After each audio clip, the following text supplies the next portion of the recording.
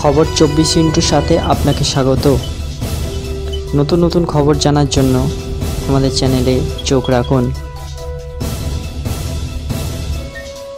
উৎসবের আবহে আজ মঙ্গলবার কলকাতায় চিকিৎসকদের মিছিল হওয়ার কথা ছিল। সাধারণ মানুষকেও পাশে দাঁড়ানোর জন্য আবেদন জানানো হয়েছিল, কিন্তু শেষ পর্যন্ত সেই মিছিলের মেলেনি অনুমতি। চিকিৎসকদের পক্ষ থেকে জানানো হয়েছে সোমবার গভীর রাতে একটি ইমেল পৌঁছায় তাদের কাছে, সেখানে অনুমতি না দেওয়ার কথা জানিয়ে দেওয়া হয়েছে। এবার পাল্টা চিঠি পাঠালেন জুনিয়র চিকিৎসকরা। কলেজ স্কয়ার থেকে ধর্মতলা পর্যন্ত মিছিলের ডাক দেওয়া হয়েছিল চিকিৎসকদের তরফে। বিকাল 4:30 শুরু হওয়ার কথা ছিল সেই মিছিল। চিকিৎসকদের পাশাপাশি সাধারণ মানুষকেও সেই মিছিলে পা মেলানোর আহ্বানও জানানো হয়েছিল, কিন্তু পুজোর ভিড়ের কথা বলে অনুমতি দেয়নি পুলিশ। সূত্রের খবর, পুলিশের তরফ থেকে জানানো হয়েছে যে রাস্তা দিয়ে মিছিল যাওয়ার কথা ছিল সেই রাস্তায় বেশ কয়েকটি পুজো মণ্ডপ রয়েছে, তাই ভিড় হতে পারে।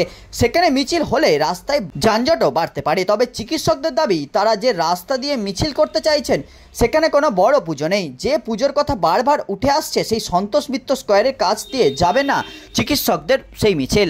একথা জানিয়ে ফের অনুমতি চেয়ে পাল্টা মেল করা হয়। সেই মেলে বলা হয়েছিল, আরও জানানো হয়েছে যে শ্যামবাজার মোড় ও সিথির মোড়েও প্রতিবাদ মঞ্চ তৈরি করার অনুমতি দেয়নি পুলিশ। ব্যুরো রিপোর্ট, খবর 24/7।